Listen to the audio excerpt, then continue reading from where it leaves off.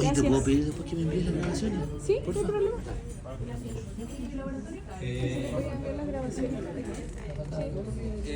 Chicos, chicas, comencemos con la segunda parte, ¿ya?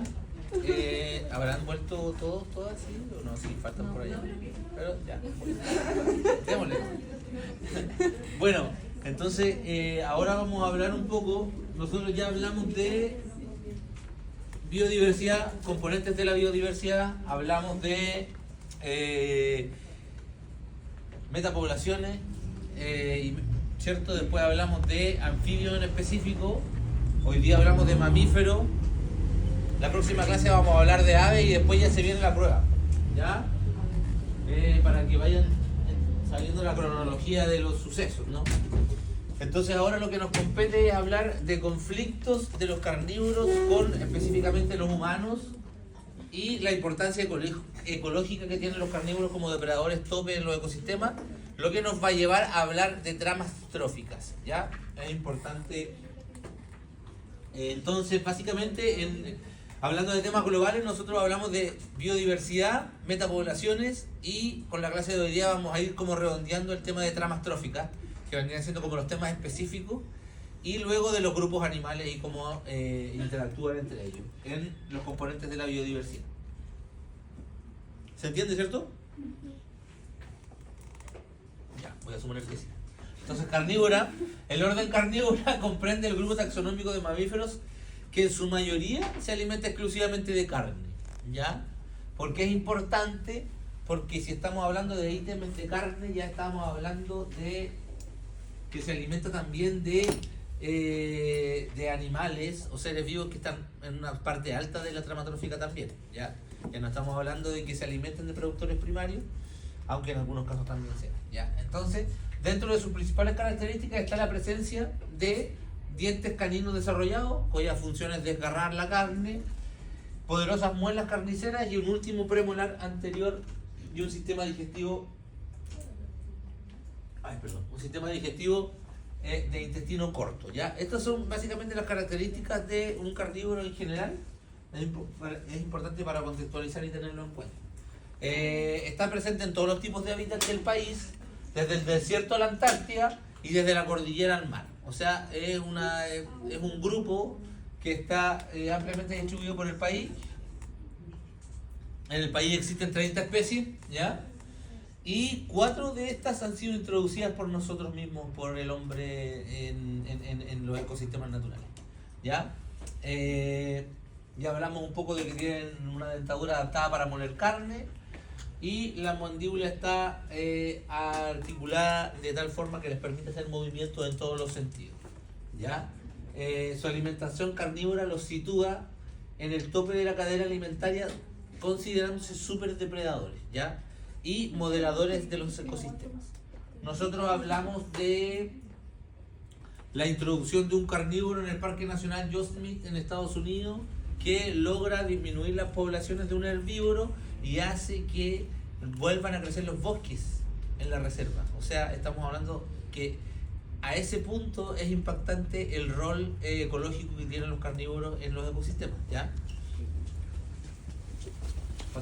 Por ejemplo, aquí tenemos un ejemplo de 3 carnívoros: gato cuiña, gato colocolo y gato andino. El último en peligro de extinción porque está, bueno, las mismas amenazas que vimos anteriormente, que está siendo fragmentado el hábitat y mermada las poblaciones, ¿ya? ¿Conocían alguno de esos? Yo creo que algunos, la huiña la conocían, me imagino. ¿Algún grupo le tocó la huiña? ¿O eligió la huiña? Buenísimo. ¿Y de los otros gatos nadie eligió? ¿Gato colocolo? ¿El andino? Ya, buenísimo. El gato andino está bastante estudiado en la cordillera por Santiago. Hay instalación de cámaras trampa y hay registros de familias. Ahí hay un, ¿cómo se llamaba este chico? Mateo Perlagona, parece que era. Bueno, pero ahí te voy a dar el nombre para que lo investigue. Él sube periódicamente a instalar cámaras trampa y está estudiando gato andino y tiene unos registros increíbles de gato andino. Puso una cámara trampa apuntando a Santiago en una roca que él claramente ha estudiado de la especie y sabe que el gato se colocaba, se posaba en esa roca. Hizo un montaje con la ciudad de Santiago de noche y el gato arriba. Increíble. Bueno, eso, las fotos son increíbles que saca el personaje ese que no me acuerdo de su nombre. ¿Ya? Entonces vamos a hacer una pasada por todos los felinos, perdón, por todos los carnívoros que existen en Chile. Tenemos la familia de los cánidos o canidae, que tenemos el género Canis, donde está el perro doméstico, que está en rojo, ahí como se puede ver, es una de las especies introducidas. Está el género Lycalopex, donde están el zorro culpeo, el zorro de Darwin o el zorro chilla o zorro gris. Debería haber otra diapositiva. Bueno, aquí podemos ver, por ejemplo, las diferentes marcas de campo del zorro chilla con el culpeo, con el chilote. El chilote inconfundible. Si uno ve un zorro chilote es más oscuro. Las orejas están pronunciadas hacia adelante, muy parecido al zorro culpeo, pero el zorro chilla es mucho más orejón, si se dan cuenta, ¿ya? Que vendrían siendo como la... Con esa fotografía podemos diferenciar de estas tres especies fácilmente, ¿ya? Nos damos cuenta que son distintas, son bastante distintas en su formación, por lo tanto ahí podemos ver cuáles son los tres zorros de Chile, ¿ya? Luego tenemos la familia de los Mepictidae, donde está el chingue, el zorrillo de la Patagonia, el chingue de la Puna y el zorrillo de la... ¿Alguna vez han tenido acercamiento a esta especie? ¿Alguien? El olor es, pero brutal. ¿Y por dónde lo vieron? ¿O se lo pillaron o lo encontraron? O... En un caminito. Ya, bueno.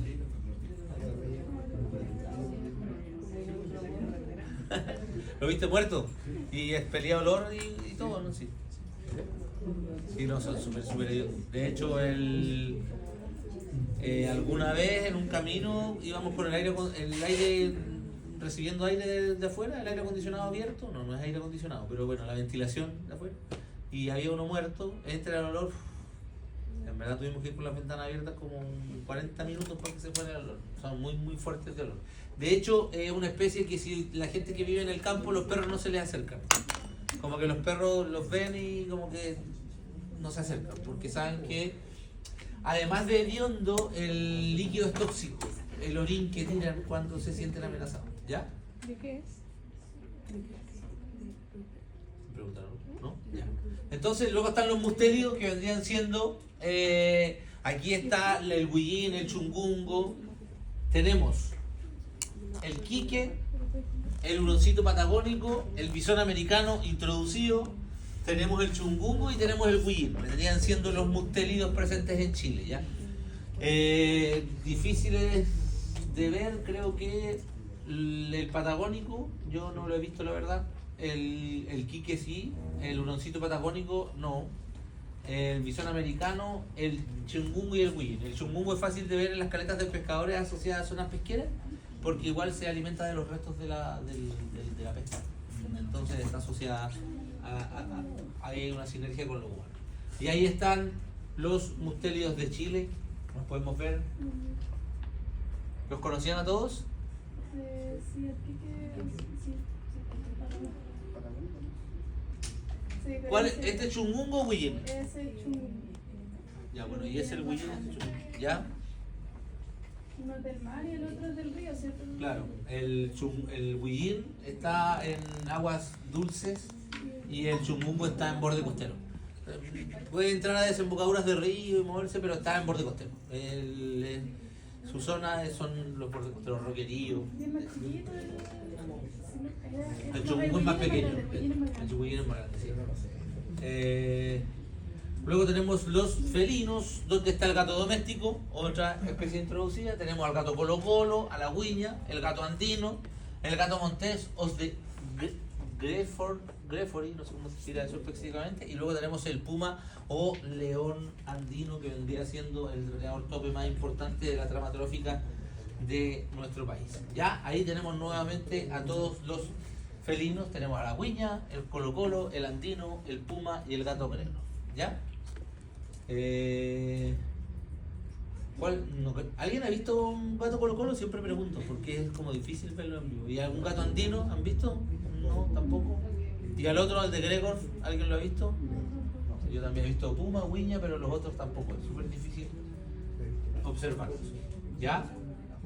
Entonces, ¿cuál es la importancia de los carnívoros? Que son esencialmente importantes para la conservación. Porque además son súper carismáticos, ¿no? A la gente siente afinidad por los felinos porque la gente tiene gatos, básicamente, y se ocupan mucho como especies banderas de programas de conservación. Así como que nosotros vamos a un lugar, siempre hay una foto del huillín, una foto del puma, entonces eso también es súper importante porque son especies que, si protegemos a la especie, protegemos a todo el ecosistema, porque además son depredadores tope, ¿ya? Y a eso se le llama especies banderas, que son especies que uno puede tomar para hacer conservación porque son carismáticas y la gente se siente afinidad por esas especies en específico. Entonces, son consideradas como especies paraguas, ya que al tener distribuciones amplias y requerimientos de hábitats extensos, si tú proteges esa especie, estás protegiendo todo el ecosistema. O sea, tú proteges un puma y proteges una gran extensión de bosque porque es el lugar donde el animal vive, ¿ya? La conservación asegura la de otras especies de distribución más restringida de los ecosistemas que habitan. Claramente sus ítems alimentarios son otras especies, por lo tanto si nosotros estamos cuidando al puma, estamos cuidando una gran extensión de terreno y a su vez estamos cuidando a todas las especies que viven dentro de ese ecosistema, ¿ya? Y sus funciones y todo lo que hablamos anteriormente. Y bueno, como lo dijimos ya, son especies carismáticas que generan empatía e interés por las personas. Por ejemplo, no hay programas de conservación basados en una libélula, por ejemplo, pero sí en los pumas, ¿cierto? Entonces es un poco eso, lo que les comentaba de Santuario de la Naturaleza en Valdivia. Los científicos ya están bien levantados datos de que se estaban muriendo las taguas, por ejemplo. Pero hasta que no empezaron a morirse los cisnes, no hubo el levantamiento de personas que dijeron que pagan en la salud, ¿entienden? Es como eso, ¿ya? Igual es súper importante cuando hablamos de conservación, que hablamos de conservación biológica, la conservación es un concepto que tiene que ver con conservar, y conservar tiene que ver con las personas. Por lo tanto, es súper importante entender que estas especies carismáticas se utilizan para hacer conservación. Por eso el puma, la foto del puma está en todos lados, el gorrito del puma y la polera del puma, etcétera. Es por eso, porque son especies carismáticas y que se pueden utilizar como especies banderas, ¿ya? Y nuevamente siempre están los impactos, pero esta vez es importante suscribirse a los carnívoros.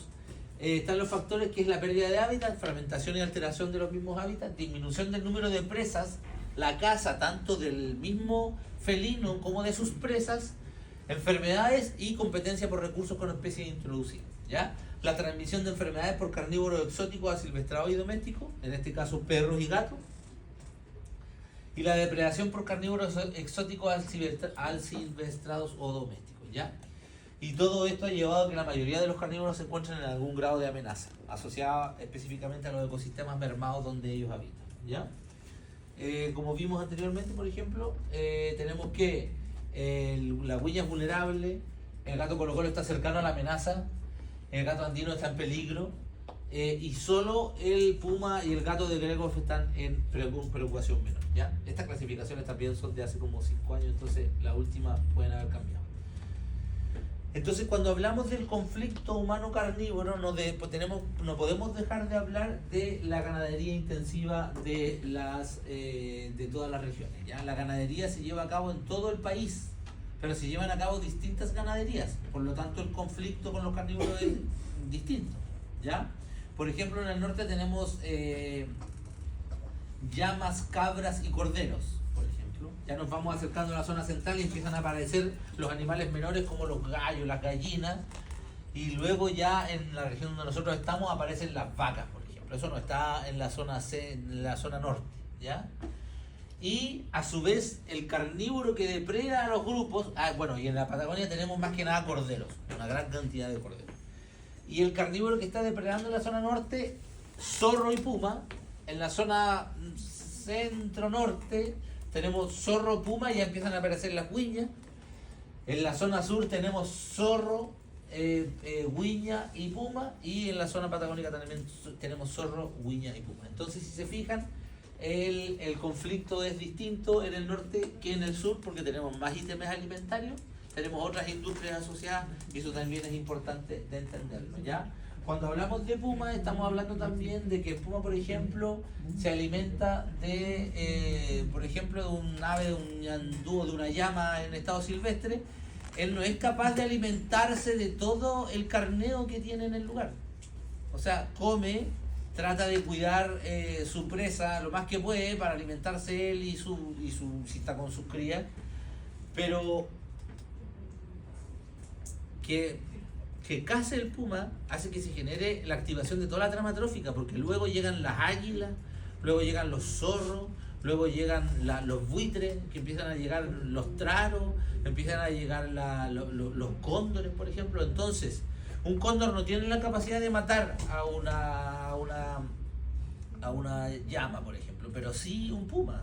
Entonces el puma inicia la cadena trófica y después hay muchos animales que se están alimentando de lo mismo que mató el puma. Por lo tanto, eso le da mayor importancia al puma también, que es un depredador tope.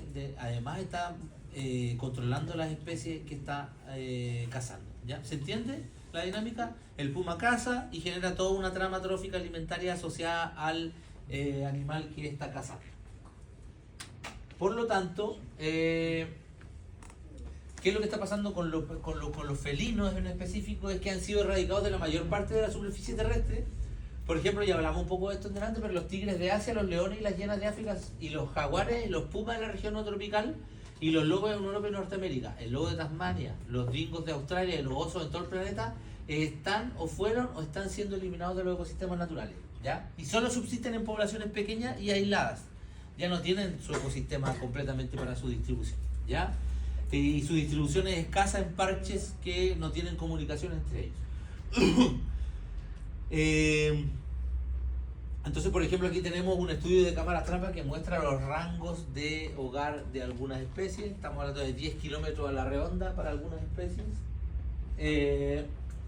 Y juegan un papel fundamental en las tramas tróficas de donde existan, básicamente.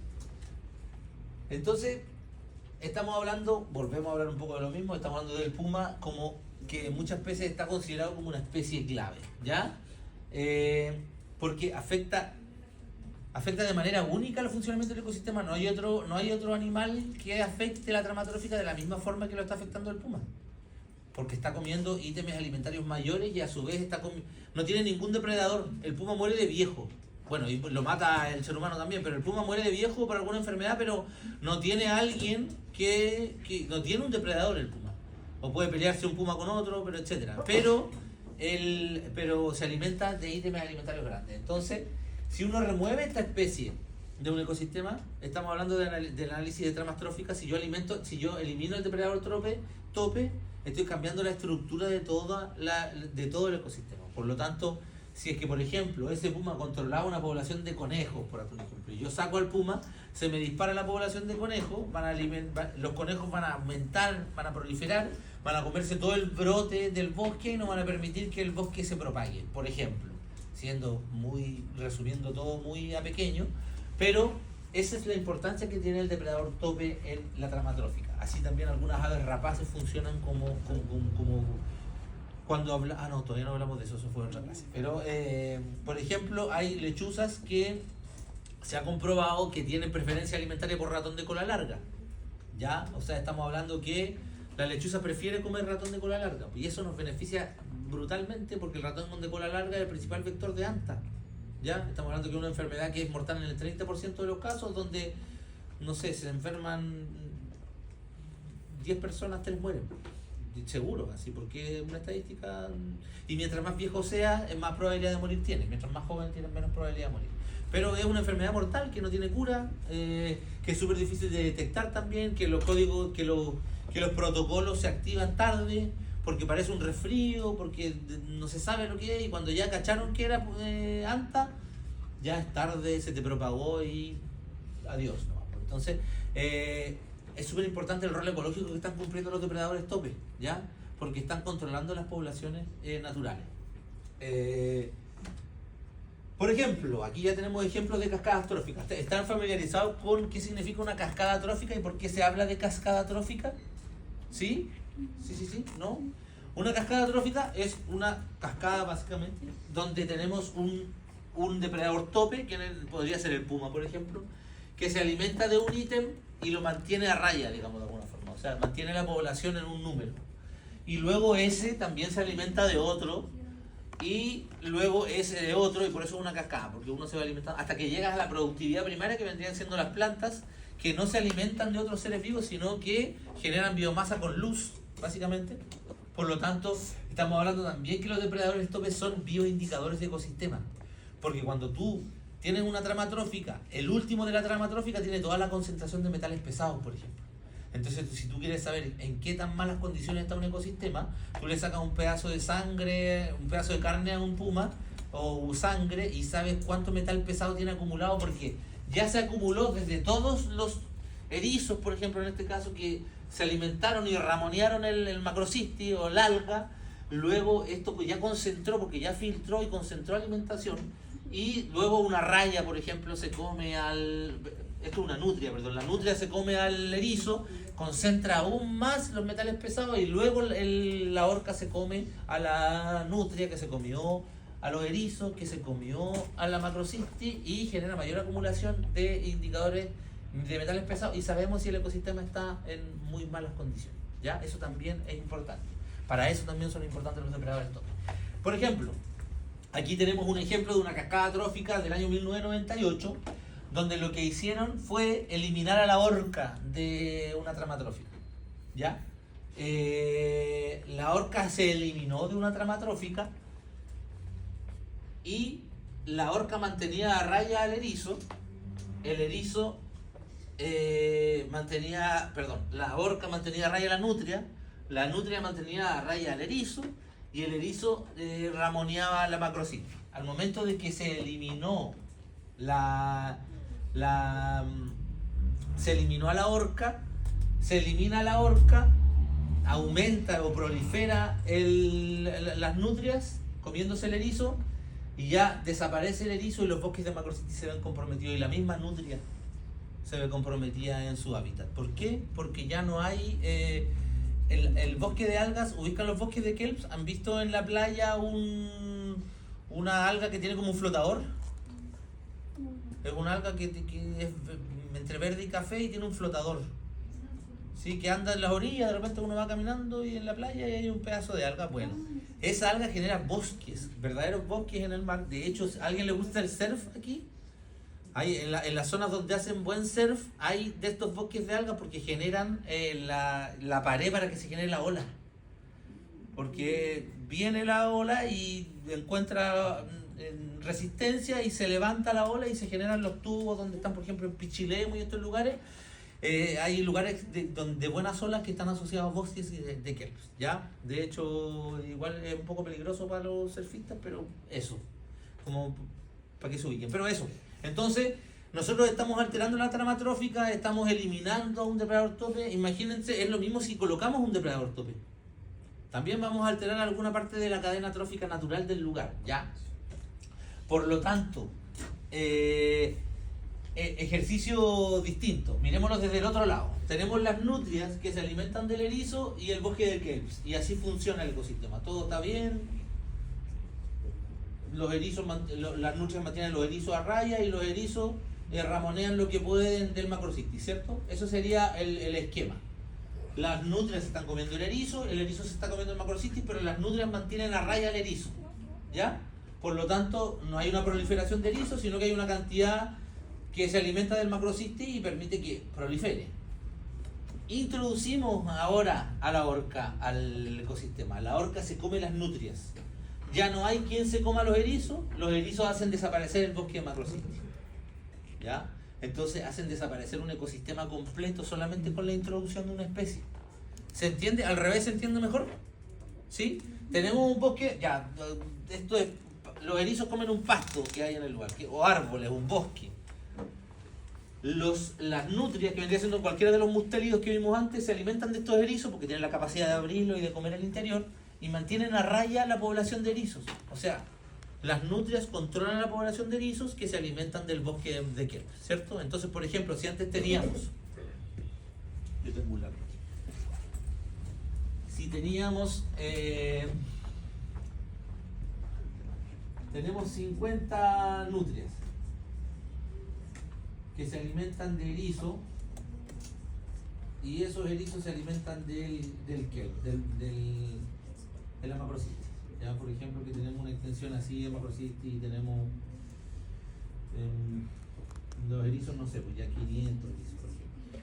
Estos 500 erizos logran alimentarse de este bosque, pero también permiten que el bosque se regenere y vaya generando más plantas en el mismo lugar.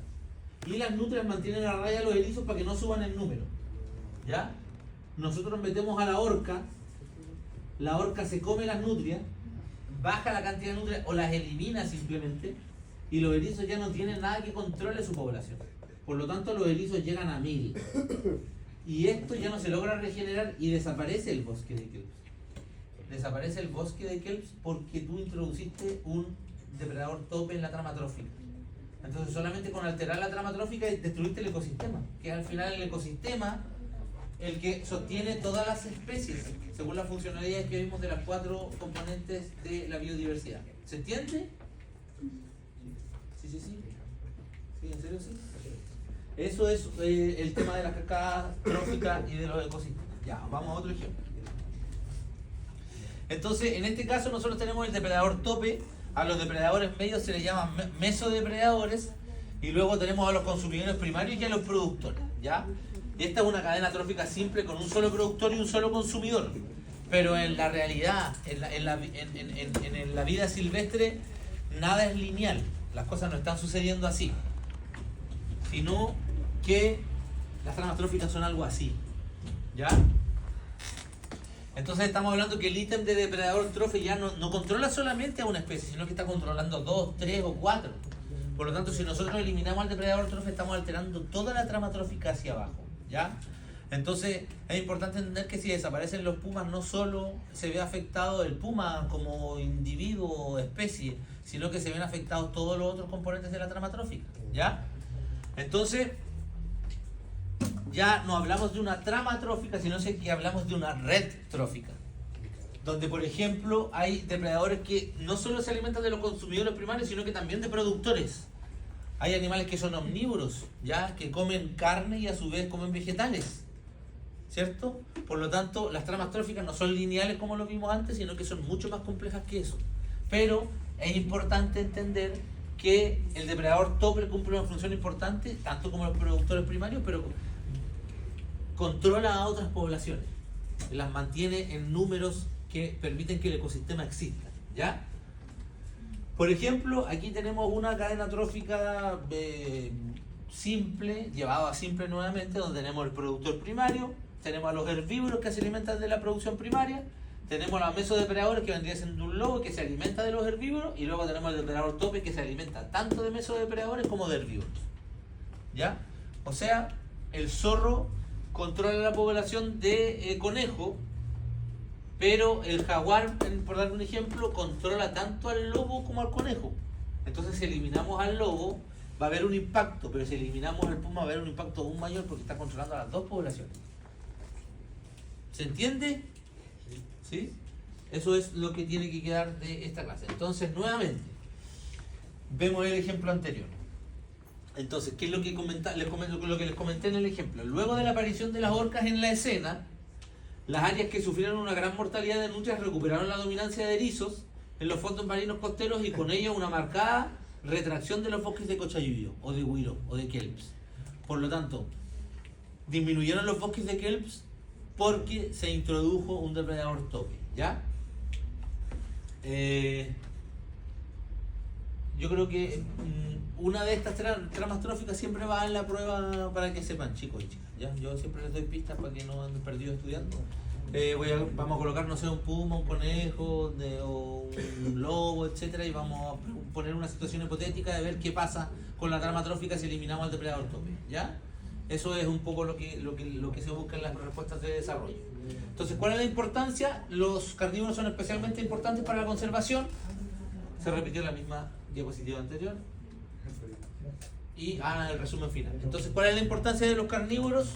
Que son especialmente importantes para los programas de conservación. Primero, como figura, como un ícono, ¿ya? ¿Me entienden? Porque son especies de mayor tamaño que pueden ser utilizados como especies bandera en programas de conservación. Eso es súper importante de entender también.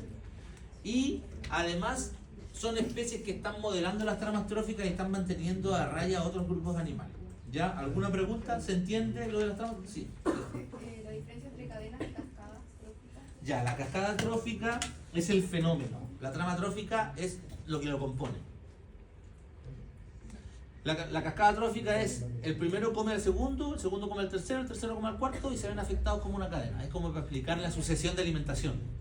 Y la trama trófica es toda esa red que viste con todo quién se come a quién, como una foto. El otro es el concepto que explica lo que sucede, pero linealmente. Y la trama es el puma comiéndose a todos, porque el puma se come tanto al carnívoro como al mazo depredador como al herbívoro, y el zorro comiéndose al herbívoro, pero quizá igual hierba y algún otro degu por ahí que se alimenta de vegetales, pero también come bichos, por ejemplo. Entonces, si le introducimos si le colocamos los macroinvertebrados a esto, la trama se vuelve muy compleja, ultra compleja, ¿me entiendes? Entonces eso es. Y buena hora, 4. ¿Se va entendiendo, chicos, o no? Por favor, díganme que sí, para que no...